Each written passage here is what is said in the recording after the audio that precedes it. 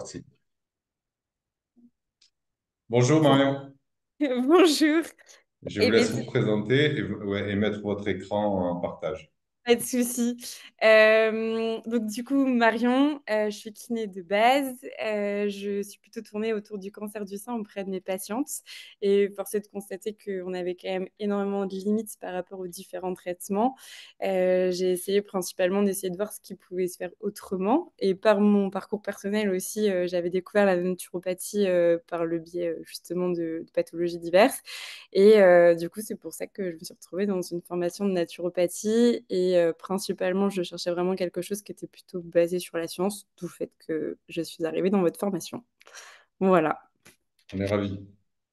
Voilà, voilà. Je me lance, si ça vous Ouais, va. donc le sujet du jour, c'est l'approche naturopathique fonctionnelle pour le soulagement du syndrome prémenstruel. Donc Exactement. on vous écoute et on vous laisse présenter ce sujet passionnant. Alors, du coup, pour commencer, le syndrome prémenstruel, pour essayer de l'introduire un petit peu, il touche entre 70 et 90% des femmes en âge de procréer. Il est caractérisé principalement par une récurrence cyclique de manifestations qui peuvent être aussi bien physiques, psychologiques, comportementales. Et ça va être des manifestations qui vont avoir lieu avant les règles et qui vont disparaître durant la menstruation. À l'heure actuelle, j'ai pas vu de propositions qui étaient soit non médicamenteuses, non hormonales. Et du coup, ça m'a poussée à chercher des nouvelles pistes thérapeutiques. Et c'est là que du coup, je me suis tournée vers la naturopathie fonctionnelle, puisque c'est une approche qui est principalement globale, personnalisée, qui est aussi basée sur la science et qui a la grosse différence des traitements plutôt allopathiques, c'est que là, on vient vraiment traiter les causes profondes qui mènent au SPM et donc on va essayer de corriger les causes profondes de différents troubles. Les différents troubles qu'on va pouvoir rencontrer sont souvent liés à des dérèglements dysfonctionnels. Ça peut impacter des systèmes clés, donc ça peut être intestinal, gastrique, membranaire, cérébral ou de protection cellulaire. Et on va chercher principalement à optimiser du coup les interactions entre les aliments et les différents organismes via l'assimilation, la biodisponibilité cellulaire. Donc, à l'heure actuelle, il n'y a aucune étiologie qui a été vraiment retrouvée de manière unique pour le syndrome prémenstruel. Donc, c'est pour ça que ça m'a amené à la problématique suivante. La naturopathie fonctionnelle peut-elle proposer une prise en charge pertinente dans le cadre du SPM malgré l'absence d'étiologie clairement définie? Donc, pour commencer, le SPM, c'est une entité clinique qui a été vraiment très difficile à définir, puisqu'il y a une grande variabilité des symptômes, il y a une dimension subjective pour les symptômes, il y a un caractère qui est périodique et inconstant. Donc, on n'a pas trouvé de consensus au niveau d'une définition. Par contre, ce qu'on sait à l'heure actuelle, c'est que ça touche les femmes aux alentours de 20 ans et elles viennent consulter principalement 10 ans plus tard à la suite d'aggravation des symptômes. Les symptômes donc, sont, comme on a dit, très variés, mais ils s'articulent principalement autour d'une triade qui va être principalement la tension mammaire, la tension abdominopelvienne et les troubles psychiques. Et donc la liste des symptômes est vraiment très longue, mais la plupart des femmes n'ont pas la totalité, heureusement, de ces symptômes, mais une partie, mais qui va être variée en fonction des femmes. Le syndrome prémenstruel va être vraiment différencié du DTPM, donc c'est le trouble dysphorique prémenstruel. Lui, du coup, c'est reconnu comme une forme sévère du SPM, mais c'est également reconnu comme un trouble différent, donc qui est un trouble psychopathologique. Et en fait, tous les symptômes sont beaucoup plus forts. Concernant le diagnostic, on va chercher d'abord à réaliser un interrogatoire qui va être complet et ensuite un examen physique. Le but du jeu, ça va être déjà de réaliser un diagnostic différentiel pour enlever tout écarter tout ce qui peut être des pathologies qui vont y ressembler en termes de symptômes. Donc, on peut penser à l'hypothyroïdie ou l'hyperthyroïdie. Ça peut être l'endométriose, par exemple. Le but du jeu, après d'avoir bien différencié donc les différentes pathologies, on va chercher de faire une auto-évaluation qui va être prospective et qui va être réalisée sur 3 mois. Et donc l'objectif de cette évaluation-là, ça va être de vérifier qu'il y a bien des symptômes qui répondent à des critères donc qui doivent être cycliques, qui doivent survenir après l'ovulation, avant les règles et qui doivent disparaître soit pendant les règles, soit juste après. Et en tout cas, il faut qu'il y ait une absence de symptômes au moins une semaine après les règles. D'accord. Donc Marion, on souligne quand même que nous, on ne fait pas de diagnostic, hein. C'est bien le Oui, médecin qui va s'occuper de ça. Nous, c'est après, en adjuvant, qu'on va intervenir. oui, tout à fait. Ouais, D'accord? oui, Ok. ça se fait, ouais. Concernant du coup les différentes étiologies, donc comme on a dit tout à l'heure, à l'heure actuelle, ça demeure vraiment complexe et il n'y a pas vraiment d'étiologie qui a été claire, mais toutes les principales hypothèses évoquées, elles peuvent être vraiment regroupées autour de trois axes majeurs. Donc on va pouvoir parler par exemple en premier lieu de la vulnérabilité neuro-hormonale. Donc on a remarqué qu'en supprimant complètement l'ovulation, on arrivait à abolir les symptômes du SPM. Donc il y a une implication directe avec la cyclicité ovarienne. Et les variations hormonales sont plutôt normales par rapport entre les patientes qui ont un SPM et celles qui n'en ont pas. Donc, on va plutôt parler de sensibilité neuro-hormonale avec du coup une réponse anormale du système nerveux central par rapport à des variations normales des oestrogènes et progestérone. Donc, concernant les neuromédiateurs, la progestérone, elle est dominante en phase lutéale. Elle pourrait potentiellement réduire les effets sérotoninergiques. Et en plus, les oestrogènes et les progestérones qui, eux, franchissent la barrière hémato-encéphalique, vont moduler l'activité du neurotransmetteur tel que le GABA. Donc, avec la chute de la progestérone, il y a aussi une chute associée de la loprénanolone, qui est un puissant modulateur positif du GABA. Et donc, ça créerait une dysrégulation des récepteurs de GABA. Donc, on tombe vraiment sur un terrain qui est neurochimique typique du SPM, puisque on a un faible tonus sérotoninergique et une dysrégulation du système GABAergique. En deuxième axe, on va parler de l'influence de l'environnement et du mode de vie. Donc, que ce soit des carences en micronutriments essentiels ou alors des excès en certains types d'aliments, on a remarqué qu'il y a vraiment des corrélations avec les exacerbations des symptômes. Et donc, les événements de vie majeurs, les traumatismes ou le stress chronique sont également des facteurs de risque, car un stress chronique va entraîner une suractivation de l'axe hypothalamo-hypophyso-surrénalien, qu'on appellera HPA ensuite. Et l'excès de cortisol stimule alors le système immunitaire et ça va provoquer une neuroinflammation. Et ça va ensuite aussi à son tour du coup dysréguler le système GABAergique, de la sérotonine, de la dopamine. Et donc ça va générer tout ça un stress oxydatif, on va avoir une production de radicaux libres et on va entretenir le cercle vicieux inflammatoire. Ouais. En Génial. troisième axe, pardon. Allez-y, allez-y. En troisième axe, du coup, on va avoir tout ce qui va être la prédisposition génétique. Donc, on n'a pas réussi à déterminer un gène qui va être lié directement au syndrome prémenstruel, mais ça va être un ensemble de gènes. Cependant, il faut vraiment prendre ça avec modération parce qu'on considère quand même que l'environnement peut juste influencer l'expression des gènes sans le moduler, mais du coup, on va avoir un réel impact là-dessus. Et donc, du coup, le SPM, c'est vraiment une condition multifactorielle qui va résulter de tout ça. Et donc, c'est sur ces axes-là qu'on va pouvoir jouer. Et du coup, ça nous amène à 5 mécanismes sous-jacents qu'on va pouvoir traiter en naturopathie fonctionnelle. Donc là, c'est la partie un petit peu dense de la soutenance. Donc le but du jeu, ça va être de détecter et de corriger les 5 mécanismes qu'on a physiopathologiques qui sont sous-jacents, qui sont fréquemment rencontrés dans la société moderne, mais qui sont très souvent liés à un déséquilibre hormonal. Donc pour commencer, on va pouvoir parler du dysfonctionnement intestinal et en fait, il y a un réel lien à faire entre le microbiome intestinal et l'équilibre hormonal.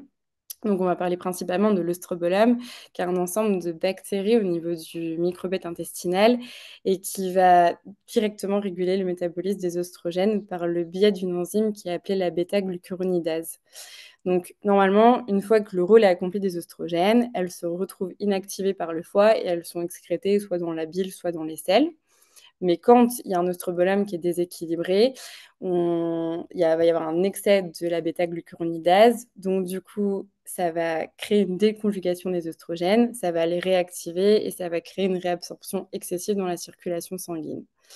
Donc, forcément, on peut dire qu'un oestrobolème équilibré, ça permet normalement une meilleure régulation hormonale, tandis que par contre, une dysbiose intestinale, elle va provoquer donc un déséquilibre d'oestrobolème et ça va augmenter les taux d'oestrogène libre et donc du coup aussi des métabolites qui vont être inflammatoires, ce qui va nous amener à différents dérèglements tels que la perméabilité intestinale, ça va nous amener à une inflammation, à une activation immunitaire et à l'altération directement du métabolisme hormonal, ainsi qu'à la résistance à l'insuline. Ça va être vraiment notre gros enjeu parce que tous les symptômes intestinaux majeurs peuvent aggraver le déséquilibre hormonal. Ensuite, on va pouvoir parler de la dysrégulation du cortisol et de l'axe HPA. Donc, Comme on a pu évoquer tout à l'heure, le stress chronique et la dysrégulation de l'axe HPA sont des contributeurs majeurs. Un taux élevé et soutenu de cortisol, qui est l'hormone du stress, va, elle, provoquer une résistance hormonale directement. Donc, ça rend les récepteurs cellulaires hormonaux, que ce soit oestrogène, progestérone ou insuline, insensibles, ou moins sensibles en tout cas. Et donc, du coup, ça peut créer des différentes résistances, dont la résistance à l'insuline, dont on parlera après, mais qui va être associée à des augmentations de glycémie et une perméabilité intestinale. Donc, en cas de stress chronique, on va se retrouver avec également ce qu'on peut appeler un vol de préninolone. Donc, c'est vraiment ce qui est le précurseur vraiment pour toutes les hormones. Et si jamais il faut l'utiliser davantage pour produire du cortisol, ça peut créer une baisse du coup des différentes autres hormones telles que l'oestrogène. Ensuite, on va passer au déséquilibre de la glycémie. Donc, ça peut être aussi associé à la résistance à l'insuline, à la leptine. Donc, tout ça, normalement, est favorisé par une alimentation qui va être déséquilibrée, un manque d'exercice ou un sommeil qui va être insuffisant. Et donc, ça va engendrer ces différentes problématiques. La résistance à l'insuline, elle va entraîner des pics d'insuline, ce qui peut provoquer une augmentation du taux de testostérone et donc majorer le déséquilibre hormonal. Et la résistance à la leptine, elle conduit à un appétit maintenu, à un déséquilibre au niveau métabolique et à des dérèglements hormonaux, ainsi qu'à une dysrégulation qui va ensemble du coup avec l'axe hypothalamo-hypophyso-ovarien, qu'on va appeler HHO. En avant-dernier mécanisme, on va parler de l'altération de la détoxification hépatique. Donc, c'est le foie qui est l'organe central pour la détoxification hormonale. Et cette détoxification se fait par plusieurs étapes et elle nécessite à chaque fois des nutriments qui vont servir de cofacteurs. Donc, si jamais il y a un manque de ces nutriments-là ou alors qu'on va être trop exposé aux toxines, les hormones vont, elles, être partiellement métabolisées ou dégradées. Donc, elles vont être suffisamment efficace, on va dire, pour aller voir les récepteurs et pour se connecter aux récepteurs des différentes hormones, mais pas suffisamment métabolisées pour pouvoir agir convenablement. Donc, ça va vraiment perturber la signalisation hormonale. Et par exemple, dans ça, il y a la méthylation qui est vraiment quelque chose qui est essentiel pour la détoxification hépatique. Et il y a pourtant énormément d'altérations liées à l'environnement actuel de la méthylation. Pour finir, on va pouvoir parler du déséquilibre du métabolisme des acides gras essentiels. Donc, c'est le rapport entre les acides gras qui va influencer l'inflammation et la sensibilité hormonale. Donc, on peut avoir soit un excès d'acides gras saturés, donc les oméga 6, ou plutôt un déficit aussi des oméga 3 qui vont favoriser un état d'inflammation. Donc, les acides gras polyinsaturés oméga 3 et leurs dérivés vont, eux, produire principalement des prostaglandines anti-inflammatoires. Et donc, s'il y a un déséquilibre entre oméga 6 et oméga 3, ça va provoquer une altération de la fluidité membranaire, ça va engendrer forcément derrière la régulation des récepteurs hormonaux et des seconds messagers intracellulaires. Et donc, tout cela va engendrer une réaction protéomique qui va être modifiée. Et donc, ça va provoquer des réponses cellulaires qui vont être anormales et favoriser le déséquilibre hormonal. La résistance à l'insuline est aussi, aussi un rapport avec tout ça, puisque ça aggrave, ça diminue la conversion de l'acide alpha-linolénique en EPA et DHA. Donc forcément, ça accentue l'inflammation. Donc tous ces mécanismes-là vont permettre vraiment d'avoir une approche globale et il faut vraiment remarquer que tous les mécanismes sont interconnectés. Donc il s'agirait de traiter les différents mécanismes entre eux. À l'heure actuelle, les traitements allopathiques, eux, ne traitent réellement que les symptômes. Donc, c'est pas vraiment ce qui va nous intéresser. Nous, ce qu'on veut réellement, c'est donc éviter tous ces traitements-là parce que le problème de ces traitements-là, c'est qu'on enlève juste les symptômes, on cache un peu la misère. Et en plus de ça, les différents traitements, eux, ils vont ramener des nouveaux déséquilibres. Donc, ils vont être soit, ça peut être des effets secondaires qui sont du coup la manifestation de différents déséquilibres fonctionnels, soit dans tous les cas, ça peut provoquer une altération de l'état global de la patiente. Donc c'est pour ça que la naturopathie fonctionnelle a réellement toute sa place dans le syndrome prémenstruel, puisque nous, réellement, on va essayer de traiter les causes sous-jacentes. Du coup, pour pouvoir pour pouvoir réaliser ce mémoire, moi, j'avais principalement, du coup, privilégié des études qui datent d'il y a moins de 5 ans pour essayer de gagner en scientifique. Et donc, à chaque fois, j'ai utilisé les différents outils, je les ai associés au syndrome prémenstruel et j'ai regardé ce qui se faisait dans les 5 dernières années. Donc, on va commencer par l'alimentation et la micronutrition, qui est vraiment le gros de la soutenance. Après, ça restera un petit peu plus light. Donc, l'approche naturopathique fonctionnelle va énormément se baser sur une stratégie nutritionnelle et micronutritionnelle qui va cibler à viser directement à corriger les différents mécanismes qu'on a pu évoquer. Donc, pour commencer, on va essayer de limiter tous les aliments qui vont favoriser l'apparition du SPM. Donc, on va parler principalement des produits laitiers de type A1, ainsi que les acides gras saturés et les huiles riches en oméga 6. Donc là, le problème, c'est que ça accentue l'inflammation systémique. On va également diminuer le sucre acellulaire et les régimes hypercaloriques qui vont, eux, provoquer des pics de glycémie, des résistances à l'insuline, également aussi des inflammations. Et ça va, enfin, tout ce qui a pu engendrer, qu'on a dit précédemment. Il y a les aliments transformés qui vont perturber la glycémie ainsi que le microbiote intestinal, et la caféine et l'alcool qui vont, eux, du coup, agir directement sur la détoxification hépatique et donc la limiter et amener à des déséquilibres hormonaux ainsi que des pics glycémiques. Inversement, on va avoir tous les aliments qui vont être à privilégier. Donc, on va penser plutôt, par exemple, aux poissons gras et aux fruits de mer qui vont être riches en oméga 3, donc qui, eux, vont être anti-inflammatoires. On va avoir les légumes, les fruits, le thé vert et le curcuma pour leurs propriétés aussi bien antioxydantes qu'anti-inflammatoires. On va avoir aussi donc les légumes et les fruits qui vont être riches en fibres, aussi également avec les légumineuses et les grains entiers. Et donc ça permet un certain équilibre du microbiote intestinal et ça va réguler les fluctuations hormonales tout en régulant la glycémie. Et on va essayer de consommer davantage de glucides complexes en période prémenstruelle afin d'assurer une glycémie relativement stable, mais de favoriser la synthèse de sérotonine. En micronutrition, il va vraiment essayer de pallier un maximum les différentes carences qui vont être nécessaires pour qui peuvent altérer du coup les processus enzymatiques qui ont été évoqués. Donc, on peut par exemple utiliser le magnésium, le vitamine C pour la relaxation nerveuse, mais il y a le potassium pour l'équilibre électrolytique, le zinc et la vitamine D pour la régulation hormonale et aussi pour limiter l'inflammation. Il y a également les inositols qui peuvent être très intéressants, donc qui sont sous les formes myo-inositol ou d'équirinositol. Et donc, eux vont permettre d'améliorer la sensibilité à l'insuline et de permettre aussi d'équilibrer au mieux les différentes régulations hormonales. Ça permet également la régulation des neurotransmetteurs et au métabolisme des lipides. Et là que ça perd.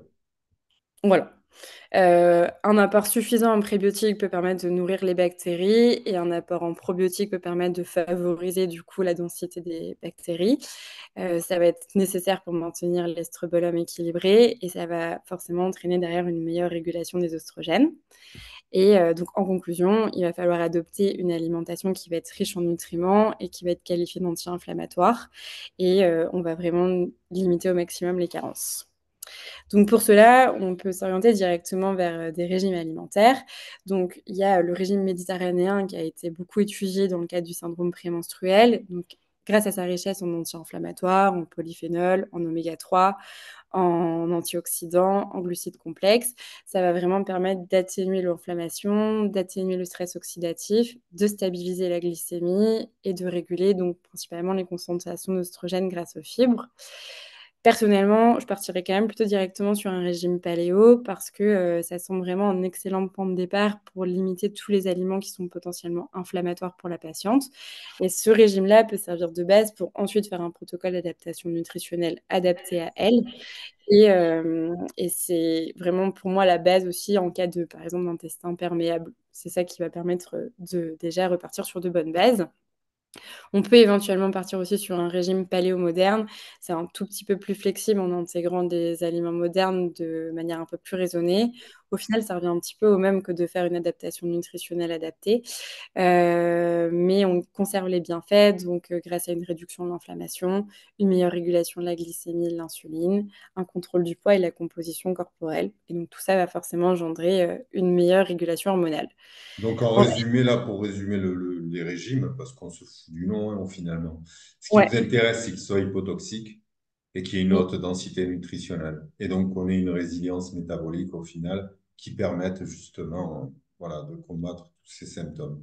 C'est très Oui, intéressant. Je vous laisse continuer, c'est très bien. C'est pas juste de pour résumer, souci. parce que j'aime pas Ouais. trop finalement la dénomination des régimes et tout ça. Puis il faut faire attention à pas trop rentrer dans des régimes trop stricts et trop réduits en sucre, surtout pour des profils comme ceux que vous décrivez. Il y a aussi du hacking qu'on peut faire au niveau de la nutrition, hein. On peut parler de backloading de sucre le soir. Vous le savez, je vous l'avais expliqué plusieurs fois dans les corrections, etc. Donc, ouais, c'est toujours très profilé, c'est toujours voilà, adapté à la personne. Et c'est super important de ne pas juste rentrer dans une diète. Et là, on est en train de le citer, mais si des gens Oui. viennent à écouter ça et qu'ils se disent, ouais, ben, voilà, c'est ce qu'il nous faut. Non, il faut toujours adapter, il faut toujours travailler de manière participative avec justement ben, une professionnelle comme vous, hein. Bravo, Ouais. bravo. Je vous laisse continuer, c'est très bien. Vous faites ma transition parfaite pour la prochaine partie, puisque du coup, dans tous les cas, c'est exactement ça. C'était pour dire justement qu'en fait, il n'y a pas de régime comme ça a été évoqué précédemment qui permette réellement d'être adapté à toutes les patientes. Donc, on va chercher principalement à suivre des lignes directrices. Donc, ça va être d'avoir une alimentation équilibrée, de permettre un apport des nutriments et micronutriments nécessaires pour permettre une certaine réserve micronutritionnelle et être anti-inflammatoire. Donc, on va chercher à intégrer les principes de maintenir une glycémie aussi stable que possible, d'avoir un apport modéré en glucides qui va être forcément adapté en fonction de l'activité physique. Il va falloir consommer un maximum de fibres et d'apporter des protéines de haute qualité à chaque repas. On va avoir tout ce qui va être les bonnes graisses et les aliments d'origine végétale qui doivent constituer la majorité de l'assiette et consommer des aliments fermentés, des légumes de toutes sortes afin d'équilibrer le microbiote intestinal. Il va être aussi également fondamental de réellement manger suffisamment, donc pas trop, mais pas non plus pas assez, pour répondre aux besoins de l'organisme. Et donc, souvent, le surpoids est lui associé à une insulino-résistance, mais par contre, le sous-poids est forcément lié aussi peut être en tout cas lié à une baisse des oestrogènes. Donc, on va vraiment essayer d'avoir juste l'apport suffisant pour rendre l'organisme le plus fonctionnel possible. Voilà pourquoi j'aime pas le terme de régime, parce que c'est toujours associé à une restriction calorique. Et ça, il faut faire super gaffe. Donc, voilà pourquoi nous, on parle d'adaptation alimentaire. Voilà, c'est Ok. super important que vous l'ayez dit, parce que la carence, souvent, les gens qui rentrent dans des diètes se mettent en carence nutritionnelle parce qu'ils mangent pas assez, parce que dans leur tête, régime, c'est associé à diminution de quantité. C'est pas du tout le cas. Il faut toujours adapter et il faut jamais rentrer en carence. Je vous laisse Ok. continuer, c'est très bien. Et bien du coup, donc concernant par contre les autres outils, j'avais étudié principalement aussi la phytothérapie, l'aromathérapie. En réalité, dans ce que j'avais trouvé dans les différentes recherches actuelles, c'était que ça traitait principalement la symptomatologie. Donc, par exemple, pour les plantes, on avait étudié principalement le gâtillier, pycnogénol, gingembre, etc. Concernant l'aromathérapie, c'était pareil, c'était plutôt tourné sur les huiles essentielles de pamplemousse, de bergamote, d'orange douce et de lavande vraie. À chaque fois, encore une fois, j'ai vraiment trouvé plus un soulagement symptomatique plutôt que d'aider vraiment à équilibrer les causes profondes. Mais ça peut être toujours intéressant en complément. Et là, vraiment, ce qui peut être très intéressant dans ces cas-là, ça va être de chercher principalement des plantes et des huiles essentielles qui vont avoir des propriétés sédatives, calmantes, antidépresseurs. Mais dans tous les cas, il va être vraiment important d'accompagner la patiente dans ce choix-là, afin déjà de proposer quelque chose qui va être réellement individualisé, et surtout d'éviter les plantes aux propriétés hormonales qui, elles, vont pouvoir éventuellement créer un déséquilibre majeur. L'activité physique, par contre, a été vraiment considérée comme l'intervention principale dans le cadre du SPM.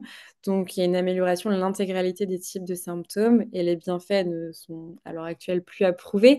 Mais ce qui va vraiment nous intéresser pour le syndrome prémenstruel, ça va être une amélioration des sécrétions de neurotransmetteurs, une régulation hormonale et une production de substances anti-inflammatoires. Donc, ce que j'ai trouvé le plus simple à préconiser, sans parler des mètres qui sont un peu compliqués à comprendre pour la patiente éventuellement, ça serait de pratiquer 165 minutes d'activité physique modérée à intense par semaine, à raison des séances d'au moins 10 minutes. On n'a pas réellement trouvé de type encore qui permettait forcément mieux que les autres de régler l'apparition du SPM. Donc, une combinaison de musculation et d'activité aérobique semble vraiment être efficace et optimale, en tout cas pour corriger les déséquilibres hormonaux. Mais dans tous les cas, ça va être réellement la régularité qui va être le principe clé. Ouais. Et Euh, attention à l'excès de sport aussi, quand voilà, ça peut et bah, devenir une drogue et puis les carences nutritionnelles, etc., le stress que ça engendre, c'est un gros problème. eh bien, vous me faites la transition aussi. On est synchro, c'est bien. C'est ça. J'hésite à vous couper tellement c'est bien. Et ben justement, donc en fait, c'était pour dire que l'intensité de l'activité physique devait être vraiment gérée avec prudence, parce qu'il faut vraiment éviter les entraînements qui vont être soit trop intenses, soit qui vont avoir un déficit énergétique trop excessif, parce qu'en fait, ça pourrait conduire à être perçu par le corps comme un stress. Et donc, du coup, soit ça peut entraîner des variations qui vont être un peu trop importantes, par exemple, de testostérone qui vont augmenter, mais ça peut aussi entraîner vraiment tous les mécanismes qu'on a vus qui sont liés au stress. Et donc pour ça, il va être vraiment recommandé d'avoir un apport aussi bien protéique que glucidique après l'effort pour essayer d'atténuer la réponse hormonale et du stress post-exercice. Donc dans tous les cas, il faut que l'activité physique soit perçue vraiment comme quelque chose d'un bien-être et non que ça devienne anxiogène. Vous m'avez vraiment fait ma transition parfaite. Concernant le sommeil, là, il existe une relation bidirectionnelle entre le sommeil et l'équilibre hormonal. Donc, un sommeil de mauvaise qualité est directement corrélé au SPM. Donc, cela provoque une dysrégulation des axes aussi bien HPA que HPO. Donc, il y a une augmentation du taux de cortisol qui va créer un déséquilibre au niveau hormonal, mais à la fois, ça va créer aussi une dysrégulation des différents systèmes sérotoninergiques et GABAergiques. Donc, tout cela va engendrer une augmentation de la glycémie, une résistance à la leptine et à l'insuline et une diminution de la mélatonine. Donc, pour ça, il va être conseillé principalement de s'assurer d'une exposition au soleil en journée, de limiter la lumière vive et la lumière artificielle le soir parce que ça va réduire la production de mélatonine. L'utilisation de somnifères est réellement à éviter aussi parce que ça altère la structure profonde du sommeil. Et il faut essayer de se coucher, enfin de respecter des horaires de sommeil réguliers et aussi de ne pas se coucher trop tard car ce sont tous 2 des facteurs de troubles menstruels.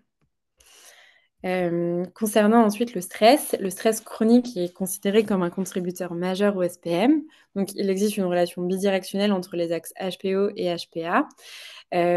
Si jamais, il y a une activation de l'axe HPA, ça va influencer directement au niveau de l'axe HPO, donc ça affecte la production hormonale et inversement, par contre, les fluctuations hormonales normales en phase lutéale modulent la capacité de l'organisme à réagir face au stress et donc ça va créer une sensibilité neuroendocrinienne accrue chez les patientes atteintes de SPM. Donc la dysrégulation chronicisée de l'axe HPA entraîne une désadaptation de l'organisme et une capacité diminuer pour réagir face au stress. Donc, ça va diminuer la résilience dispositionnelle face au stress. Et la chute hormonale prémenstruelle combinée au stress va amplifier l'inflammation et le stress oxydatif. Donc, ça va intensifier les symptômes. Donc, un stress chronique peut altérer durablement le profil hormonal. Donc, la gestion du stress va être un objectif thérapeutique crucial pour nous. Et donc, pour cela, il y a des outils qui peuvent être utilisés. Donc, on peut utiliser, par exemple, les outils qui vont être basés sur la pleine conscience. Donc, on peut avoir le yoga, la méditation, la relaxation, la respiration profonde. Donc, ce sont toutes des interventions qui ont fait leur preuve à l'heure actuelle. Et donc, l'objectif, c'est vraiment de passer d'inhiber le système sympathique pour essayer d'activer le système parasympathique et donc de passer d'un état de stress important et donc d'alerte à un retour au calme. Et donc toute cette activation du système parasympathique va pouvoir permettre de stimuler le système immunitaire, de réguler l'axe HPA et de diminuer par la force des choses du coup l'inflammation et va également permettre une meilleure sécrétion des neurotransmetteurs.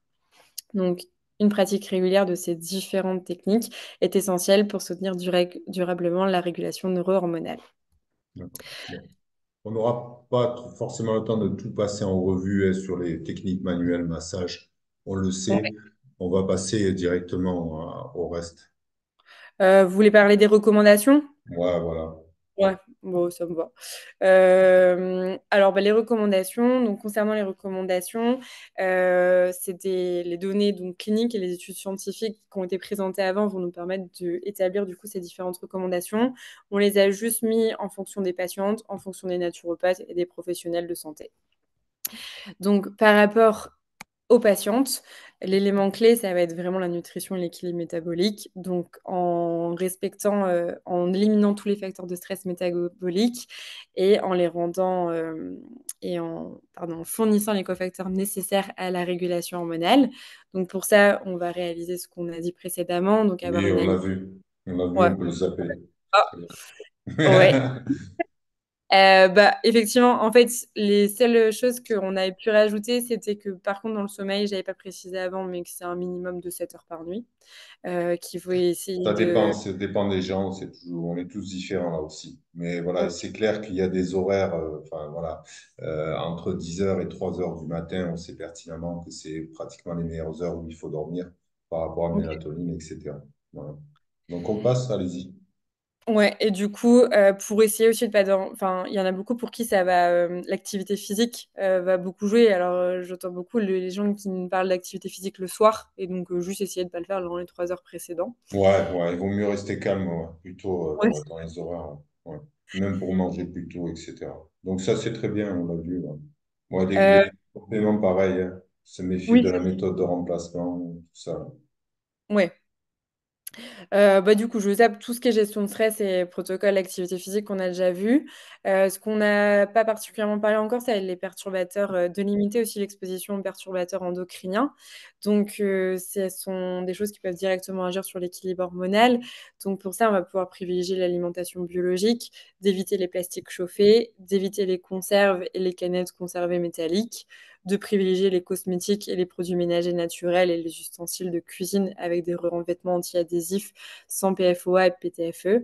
Et particulièrement pour le syndrome prémenstruel, on va essayer d'utiliser aussi des serviettes lavables et des culottes, enfin, et des culottes menstruelles. C'est vrai. Et, et alors après, la chose en plus aussi qui peut être éventuellement à préconiser, ça peut être un journal quotidien parce que c'est ça qui va permettre éventuellement de pouvoir avoir encore plus un suivi individualisé pour la patiente parce qu'on va identifier les liens propres à la patiente en elle-même. Et donc, du coup, si vraiment aucune amélioration n'est observée, alors dans ces cas-là, on peut avoir directement une consultation médicale pour voir si, enfin, on peut préconiser d'aller voir un médecin pour voir si, il n'y a pas un diagnostic différentiel qui n'a pas été fait, ou alors peut-être un ajustement de certains traitements allopathiques. Et dans vraiment le cas le plus extrême, un traitement hormonal substitutif peut éventuellement être envisagé sous surveillance médicale. Ouais, sur le Peut court donner- terme. Voilà, Sur bah, le c'est court ça. terme et en complément, nous continuer à ce qu'on fait, c'est clair. Ouais. Mais ne pas juste me baser sur ça, c'est vrai que les deux approches sont vraiment pertinentes. En Oui. conclusion, je vous écoute. Alors oui, je vous enlève du coup tout ça parce que ça c'était Ah, pour le ça, on l'a naturel. déjà vu, ouais, c'est redondant. Ouais, c'est ça. Et ça, du coup, bah, c'est ce que vous venez de dire, c'est par rapport aux différentes rencontres et donc vraiment essayer de associer et de compléter les deux traits, enfin, entre naturopathes et différents professionnels de santé. C'est clair. Euh, C'est un peu notre rôle d'orienter les gens.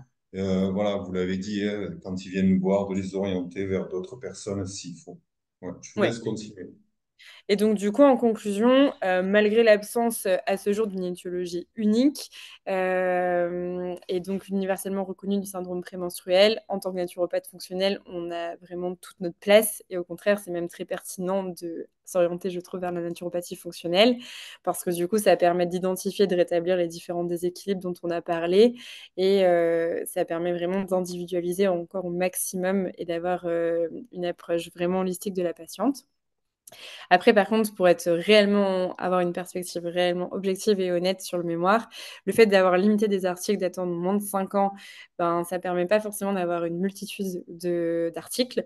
Donc, du coup, ça réduit énormément ben, ce qu'on peut étudier, mais ça n'invalide pas pour autant les différents outils qui n'ont pas été directement reliés au syndrome prémenstruel dans les 5 dernières années. Et en plus de ça, le fait d'avoir peu d'articles, ça limite aussi le fait d'avoir pu utiliser que des articles où il y a une méthodologie très stricte, des effectifs aussi qui peuvent être très grands. Là, c'était pas toujours le cas. Et donc, du coup, ça limite la précision des différents résultats et ça donne parfois même des choses un petit peu loufoques en termes de résultats. Et ça nécessiterait donc d'effectuer des recherches futures approfondies avec des protocoles un peu plus rigoureux, des effectifs qui sont plus grands et une standardisation des outils diagnostiques et en prenant en compte les approches multidimensionnelles. Bon. Voilà. Bah, écoutez, c'est très très bien. Je vous félicite, ça a été très bien présenté. et dans les Merci. temps. C'est rare. Donc, du coup, ben, écoutez, merci beaucoup pour cette Mais merci à présentation. vous. J'aurais pas pu faire mieux et je vous ai pas trop interrompu parce que c'était très bien. Voilà. Donc, du Merci. coup, ben, je suis ravi de tout ça. On se retrouve de l'autre côté. OK? Ça marche, merci. Allez.